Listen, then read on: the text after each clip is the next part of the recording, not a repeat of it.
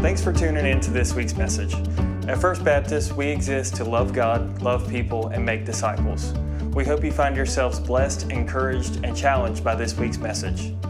For all things First Baptist, how you can get involved, or for more information, you can follow us on social media, YouTube, or visit us at fbcrockhill.org. I'm so excited to be here with you guys again. This is my third year in a row to come back here that Steve and Steve keep inviting me back. So at least there's two people that seem to be enjoying it. So I hope if you didn't like it last year, the year before, maybe third time's the charm. We'll see.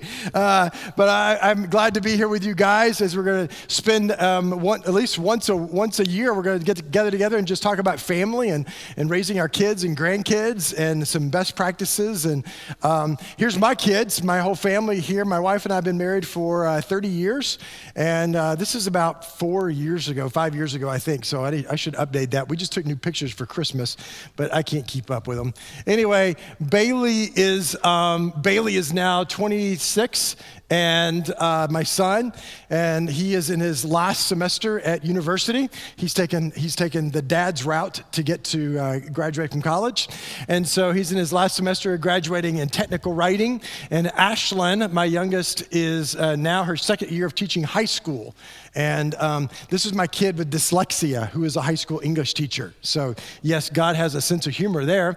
And then Mona, my wife, she majored in journalism and was a newspaper editor. And then I've written 4 books. So there's lots of words, and people use words that words. I'm just like, not even heard this word before. I'm just trusting you. It's a word, you know. So if you come to our house, you better use proper diction because it's important to all of us. But we've loved every phase of being a parent. I mean, from the time they were like little kids, and, you know, their bodies are like Jell-O, and, you know, just trying to figure out how to move and how to walk. And I honestly, we would look back and the first year or two, we cannot remember watching television at all because they were our entertainment. They were way more entertaining than anything on television, and it was free, you know? So, and then, you know, getting to the years of elementary school where they're just have tons of energy and building forts in the backyard and riding bikes and, you know, swimming, all that. It was so much fun. And they get to middle school where, you know, their brains fell asleep and didn't work anymore, and they were just emotional and full of hormones. And then all of a sudden, you know, they became like you guys, you know, that their brains woke up in high school, and, you know, they became alive again, and we're having real life conversations. And then the only phase of parenting that's really caught us off guard is like parenting adult kids. Anyone in that phase right now? Yes, I honestly, I think we could take a moment in the service and just gather around and lay hands on those of us that are parenting adult kids, because I was really not prepared for this. The whole idea now, my kids on a weekly basis still come to my home or call or text and want advice, want to get my opinion on something, just want me to help them process something that happened in their life. And then sometimes at the end, they're like, okay, thanks a lot, Dad. And I know when they say thanks a lot, Dad, that's like their way of saying, I'm going to do something different. And I'm like, but wait a minute, no, but I just told you the right thing. Like, what I'm telling you is the truth. And they're like, yeah, I get it. That's just not the way I would do it. I'm like, why did we have this conversation then? You know, it's just frustrating. And my friends keep going, I want you to write that book. I'm like, let me just live it for a while first, you know, because right now the book may be a little frustrating, you know, in my opinion. And we've all had those times with our kids, and, you know, we taught them, all of us, we taught our kids how to brush their teeth. We taught them how their proper manners. We taught them how to study. Most of us, you know, we taught them how to ride a bike. Anyone remember the bike riding days? Teaching your kid to ride? Yeah, that was a fun day, wasn't it? Riding a bike. I don't communicate with sarcasm, so that's about as sarcastic as I get. But I don't remember anything fun about teaching your child how to ride a bicycle. I remember with Bailey, my youngest, my kids are totally opposite. With Bailey, if I call Ashlyn right now and I say, hey, there's a new Marvel movie that just came out last night. Do you want to go see it tonight? She'll go, yeah, just tell me where to be. If I tell Bailey, if I say, hey, Bailey, a new Marvel movie came out yesterday. Do you want to go see it? What time is it? What theater? Are we going to the theater with the reclining seats? Do I have to bring anything with me? Are you bringing the snacks? Can it not be the late show? Because I got to get some sleep before work tomorrow. And I'm like, oh my gosh, would you just relax? They are just totally opposite people in every regard. And I love them both passionately. But Bailey, I remember the day we were riding the bicycle around the block and he had his training wheels, which means as an adult, I'm having to ride my bicycle as slow as humanly possible so as he can keep up with me. And so we got back to the driveway and I said, Bailey, I have a great idea. I said, why don't we take your training wheels off today? And he said, why would we do that? And I said, because he does not like change. And I said, well, if you take your training wheels off, then you can go as fast as you want on your bicycle. And he said, I don't mind riding slow. And I said, but if you take your training wheels off, then we can go in the woods and we can ride on the trails and you can jump over ramps and you can ride your bicycle in the street even. And he said, I don't mind riding on the sidewalk, Dad. And so I pulled out what I thought was the dad card, and I said, well, all big kids ride without training wheels. And he said, I don't mind being a little kid, Dad.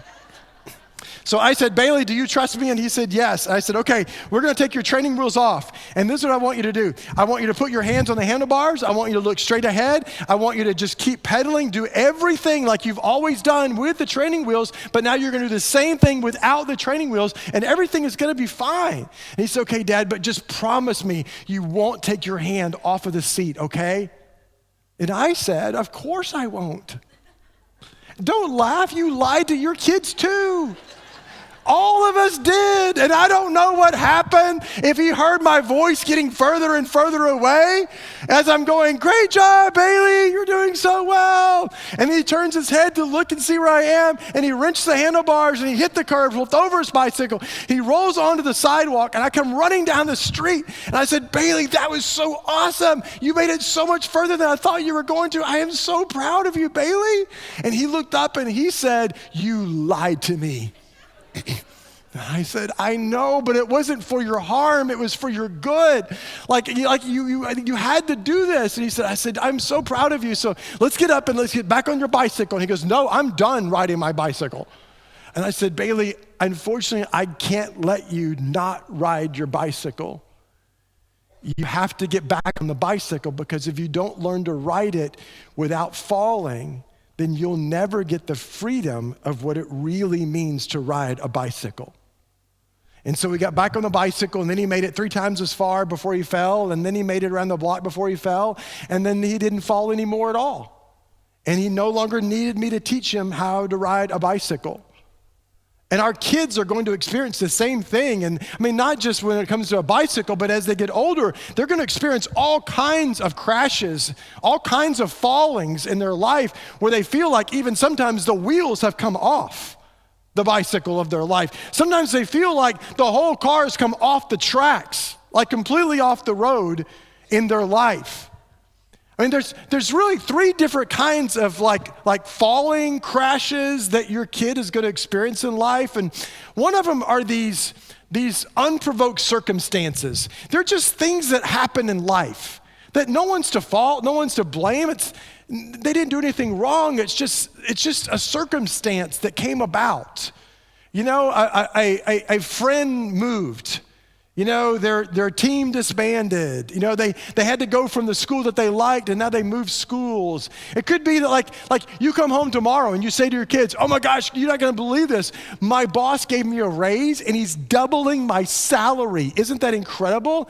And your kids are like, woo, electric bikes for Christmas for everyone. You know, like we're getting the lake house now. I'm getting a boat this summer, you know, the celebration. And then you say, okay, so here's the deal. We got about 3 weeks to get packed. Okay, packed for what? And you say, well, because we're moving to Idaho. And your 10-year-old is like, Idaho, that's awesome. Do they have elk in Idaho? That's awesome. Let's go. But your 14-year-old's going, Idaho? Who lives in Idaho? I'm not moving to Idaho. What about my soccer team? I can't leave my friends. I love my school. I'm not going to Idaho. And for this is like a train wreck. This is not an opportunity. This sounds like a tragedy for them. And again, they didn't do anything wrong. It's just a life thing that happened. Or it could be an unmet opportunity. That's these things that they work for, they strive for, they dream about, and they just don't quite come together for them sometime. Maybe it's your daughter wants to be the lead in the school play, and she tries out every spring and every fall, but all she ever gets is the chorus. Maybe your son wants to be on the field just once before his team is ahead by 34 points. And he's at every practice, every workout, he does all the meal plans, but no matter what, he's always at the end of the bench thinking, why can't I be in the game? Maybe it's the 10th grade girl that just says, why do I have to sit at home for every school dance? Why can't I have just one date? Maybe it's the middle schooler, even here right now, that just thinks, why can't I have a best friend? Everyone else has a best friend. Why can't I have that kind of friend? And they just try and they dream, and just for whatever reason, these things happen that make them feel like a failure, that make them feel unseen. That's a huge phrase for this generation. They feel like they're not seen. And so these things make your kids feel unseen, feel unattractive, unattainable, that they're a failure, they're not good enough, not smart enough, not pretty enough. Or it could be these issues of moral compromise is the train wreck for them. These moments where I think what God asks of us as parents is really simple. Like our job as a parent is very simple. Now, the way that we live out what he asks of us is incredibly complex, especially if you have more than one kid. The more you have, the more complex it becomes. And what he requires of us is this, is that God has created boundaries for life. Some of us wrongly call them rules, but they're boundaries. And his boundaries provide protection. They provide identity for us. They provide love for us. They provide a hope for us. They provide stability for us. And as long as you live within his boundaries, we don't have to live, we can live without the consequences of difficult moral choices outside of those boundaries. We don't have to lose our reputation. We don't have to struggle with our identity if we live within his boundaries. But then sometimes our kids, like what God asks of us is this, it's that my job is to speak truth, walk in truth, and model truth. Speak truth, walk in truth, and model truth. That's it. And every day with you and your kids is a journey to figure out, how do I speak truth, walk in truth, and model truth to my kids today? Because what happens is every time that you do that, you're putting a stone in the pathway of their life, a spiritual stone. Those conversations, those experiences together, when you pray together, when you walk together, when you're on the way off in church, you debrief the service together, when you speak encouraging words to them. All those things are these spiritual stones that provide a spiritual path in their life that's going to be important for them later. And our kids, they're going to do what each of us did at some point in time. They are going to invoke the just clause. You know the just clause, don't you? I mean, we did it many times when we were in high school, college. That clause that says, God, I recognize your boundaries. I know what your good is for me. I know what you made me for, what you designed me for, the relationship you called me to. But God, just this one time, I want to experience that. Like just this one time, I want to be touched like that. Just this one time, I want to be kissed like that. This one time, I want to taste that. This one time, I want to be with someone like that. This one time, I want that experience. But then what happens to many of our kids is they invoke the same clause that we did, which is the just one more time clause. That says, I want to feel that again. For the first time in my life, I feel attractive. For the first time in my life, I feel loved. I feel accepted. I feel like I have a tribe. I have a people. I have friends. And I want to keep that. I want that same feeling of euphoria. And so just this one more time, just this one more place, okay, just one more taste, just this one more experience. And then our kids end up so far outside of God's boundaries, they're lost metaphorically in the spiritual woods and can't find their way home anymore. And it's our job to speak truth, walk in truth, and model truth for them.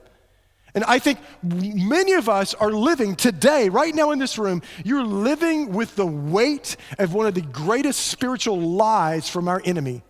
And it's this, that if you have done your job to speak truth, walk in truth, and model truth, and your child says to you, Mom, Dad, I've heard it, I've seen it, you've walked with me in it, but that's not what I want for my life, then that is not on you. That is not on you to carry as a badge of failure that you somehow are not good enough as a mom or dad. Because the enemy comes to us and he says, hey, you know why she acts that way, don't you? Because you weren't very attentive as a mom. You know, he wouldn't act like that. He wouldn't talk to people that way if you had paid more attention to him.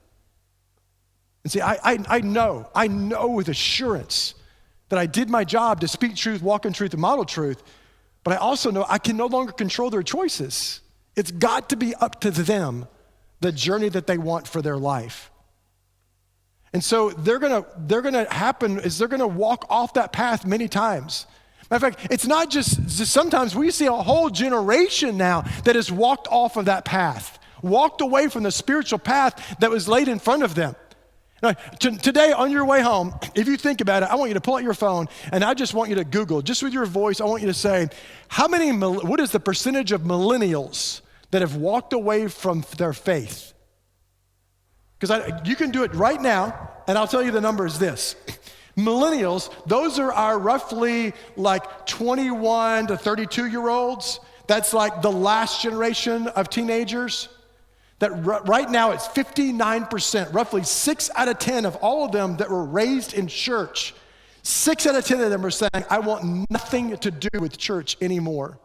It's not just millennials, it's Gen Z. Millennials now also, 1 out of 3 of them are saying, I don't want anything at all to do with faith. Nothing to do with spirituality. I don't want any religion at all in my life, more than 1 out of 3. It's 40% of all Americans of any age range, 40% are saying, I want nothing to do with religion at all. They're now a-religious. We have never in our country's history had this high of numbers. There was just a survey done by the Barna Group among teenagers. This is what we call Gen Z. Among teenagers, asking them about their faith experience. And the question was this: do you live your life according to a biblical worldview? Meaning, do you live your life according to the tenets of conservative Christian faith? The answer, 4%. Just feel the weight of that. Because guys, we wonder why our churches are aging. Did you know that every single Christian denomination in America is shrinking, including your own? Every one of them are shrinking. None of them are growing. We are all aging out. Why? Because we raised a generation of teenagers, of 20-somethings, who are saying, I no longer want anything to do with that. When I talk to my own children about this experience, and like, why are so many of your friends want nothing to do with church anymore? My daughter's exact words were this. She said, Dad, they don't have a problem with Jesus. They have a problem with what? The church. It's not a Jesus problem. They don't look at him and say there's anything wrong with him. They're saying there's something wrong with us. They're saying that we as adults, have become anti-women, anti-homosexual, anti-race, anti-science. We're anti-compassion. We're known by what we're against instead of who we are, who we've called to be. I mean, Jesus made it so simple. This is my one job for my kids. Go love their friends, love other people, and love them. I love my children unconditionally. Why? Because when they do walk off the path, they're going to remember all of those stones, all those memories that we had together, where all the conversations, all the words I spoke into them about who you are, what it means for you to be God's daughter, what it means for you to be God's son.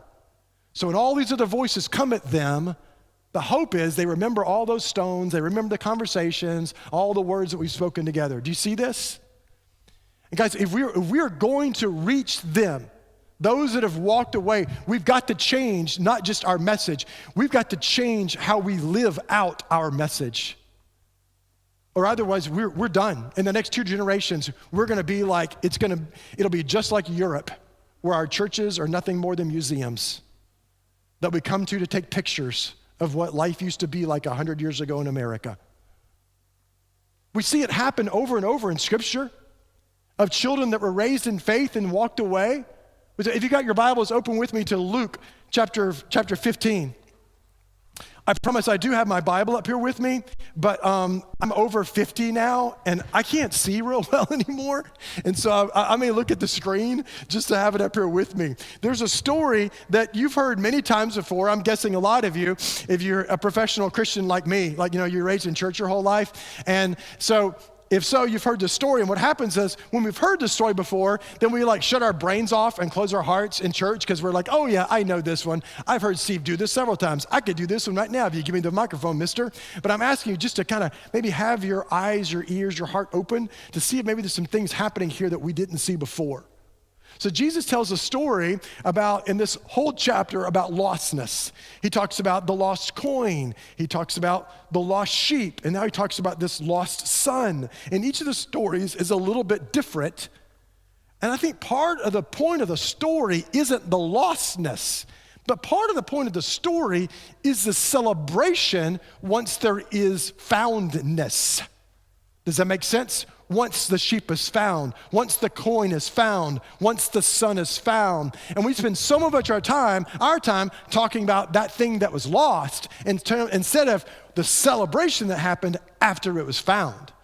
But the story starts off about these 2 sons, and it says, there was a man who had 2 sons, and the younger of them said to his father, Father, give me the share of property that is coming to me. Now, back in those days, women didn't have any rights to ownership.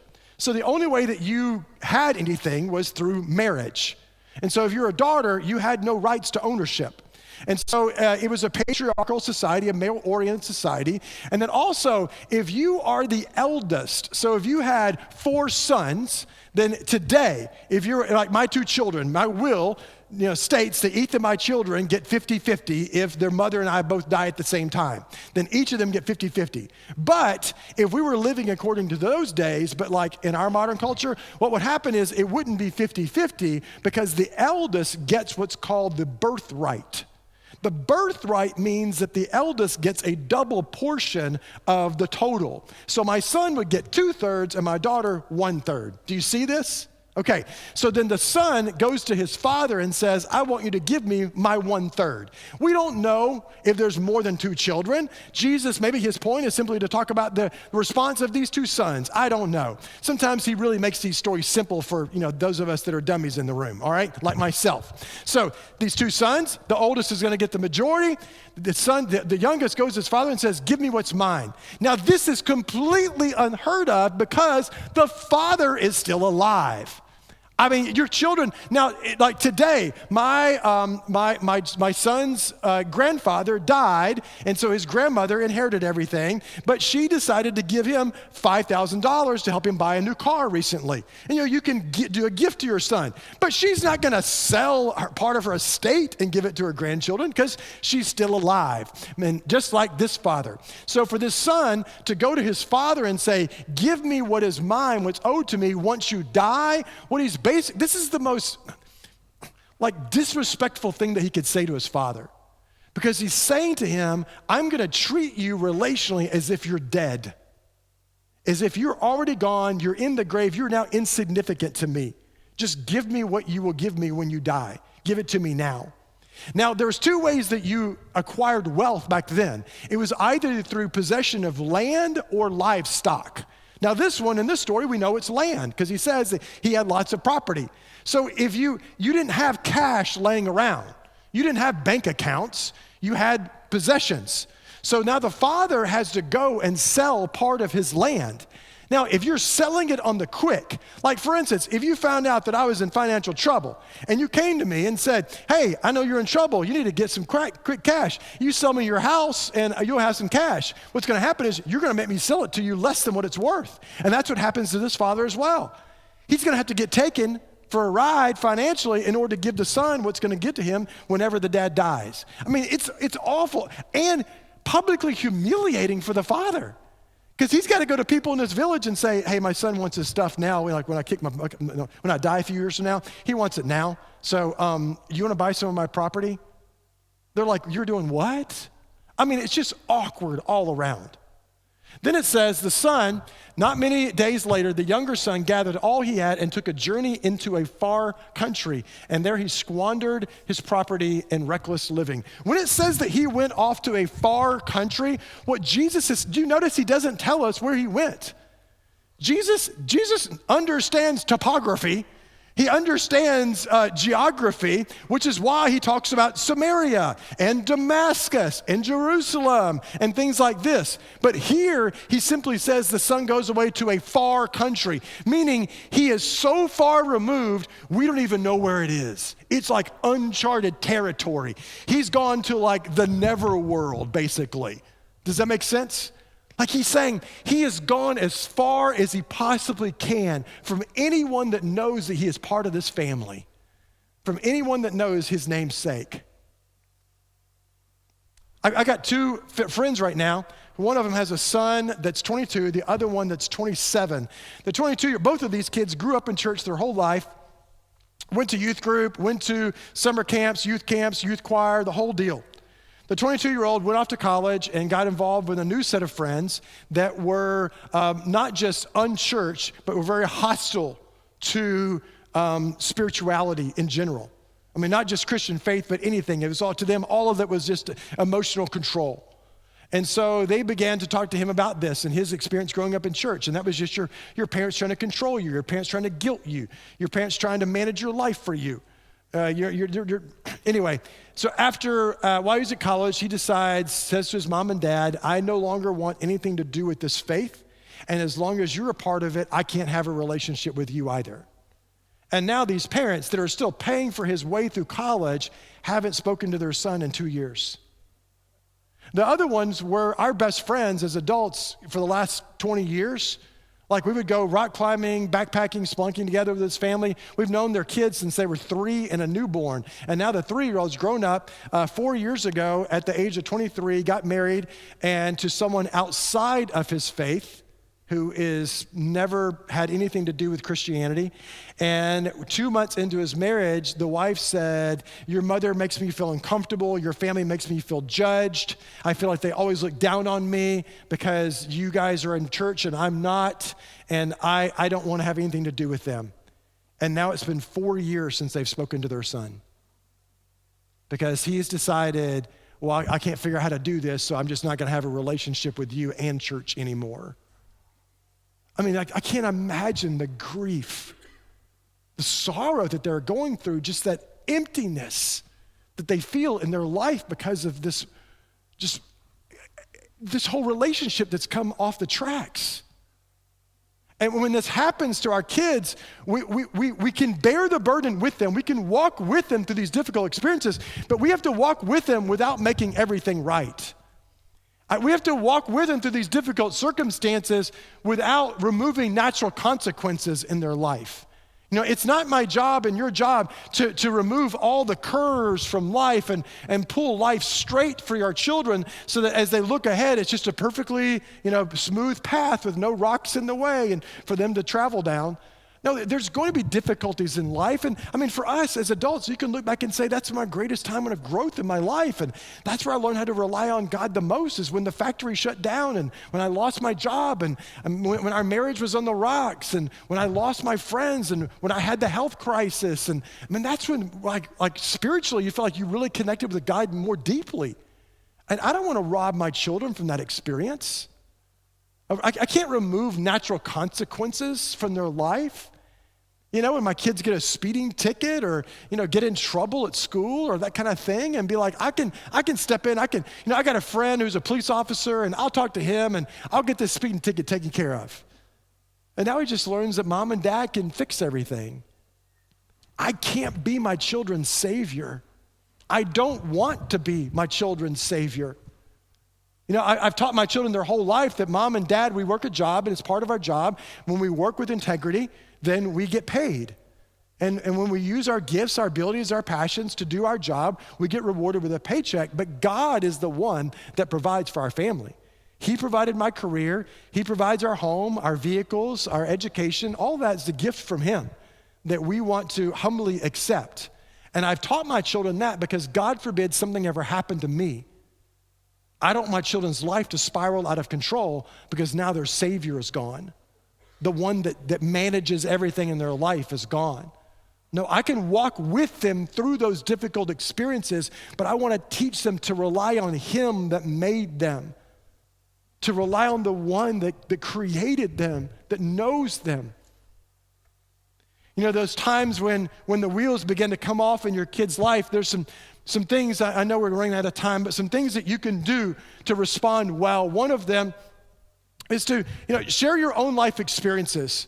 Share your own, those times where God has pruned things from your own life. You know, those things where God has removed something from your life that you perceived to be good back in your 20s, back when you were in college, because you were dating someone else and you thought, oh my gosh, this is going to be my best friend for life, my spouse for life. And God was like, oh, no, I got someone way better in mind for you, honey, And all of a sudden he brought him instead, of the other guy, right? You know what I'm saying? And you're like, of course he brought me. That's what you're thinking, right? Because, we think we have this plan for our life and God's going, no, I've got to remove this job. I've got to remove this experience that feels painful at the time. And when that happens to your kids, share your own experiences with them. Invite your children into your own spiritual valleys and mountaintops. Guys, I think one of the reasons why so many of our millennials and Gen Z have left church, have left the faith, is because we've communicated a false faith to them. We've explained the Christian journey wrong to them. How many of you were raised in church like me? You're a professional Christian, raise your hand. Any of you guys ever go to youth camp, church camp, that kind of thing? Yeah. So this is how we have grown up learning about spiritual growth. Is you start off at the bottom here in the valley and the muck and the mire of sin. As David talks about in Psalm 40, when it says, you have rescued me, you lifted me up out of the mire and set my feet on firm ground, that we equate that to like, this is when I was going through my spiritual drought. Before I knew you, I was in the muck and the mire. And then the goal is to get to the top of the mountain, all the way up here with maturity, where I can always be happy with Jesus and everything works out great in my life. And it's just me and God forever and everything is wonderful. And so the goal is to no longer be immature at the bottom in the valley, but to somehow get to spiritual maturity at the top of the mountain up there. And what happens is we go to youth camp. Just like us, we go to youth camp, just like your teenagers in this room. And they're going to youth camp, and you guys right here, you go to camp, and you come back, and your parents say, how was camp? And you say, I've never felt closer to God, right? And you were absolutely right. That was not a false experience. The experience is not a lie. You really felt closer to God than you ever were. And then you say, every day I'm going to spend time with God just like at camp. And then what happens by day 3? You're in the valley, and you feel like a failure. And you're like, well, I guess I can't have a quiet time with God. I just can't do it. I can't read the Bible like I did at camp, Or you say, how was camp this week? Oh my gosh, it was the most amazing worship experience of my life. And you come back and you're like, why don't we worship here like we did at camp? Well, you know why? Because camp is the mountaintop. That's why. Life is not the mountaintop. God came to Moses and said, hey, Moses, I got a message for you. I need you to come say something to my people. I want you to come and spend some time with me. So where does Moses go meet with God? Up on the mountaintop. This is where you can be charismatic in Baptist church and talk out loud in church. Where does Moses go meet with God? Up on the mountaintop. He comes meet with God. God changes his hair overnight, gray hair overnight. Thank you very much. Then he says, now go tell my people, go tell Pharaoh to let them go. It's time to come home to the promised land. So where does he go? Down in the valley. Why? Because that's where he lives, is in the valley. Because that's where life happens, is in the valley. God comes to Abraham. Abraham's hanging out with his sheep in the valley. And he says, Abraham, come spend time with me. Where does he go to meet with God? Up on the mountaintop. He has this incredible experience with God, and God says, see those stars? I'm gonna give you more kids than those stars in the sky. By the way, go tell your wife. So where does he go? Back down the valley. Why? Because that's where he lives. Because that's where life happens. That's where work happens. That's where school happens. And your after-school jobs and your sports teams and your small groups and all that is in the valley. And what happens is to your kids, there was a survey done by Lifeway Research several years ago, and they asked church-going Baptist teenagers, how do you see God at work in your life? Over 70% of them said, I do not. Now, I know that that's not true because God made a promise in Philippians that I will never stop being at work in you until I send my son back again. So I will, until the work is complete, I will always be at work in you.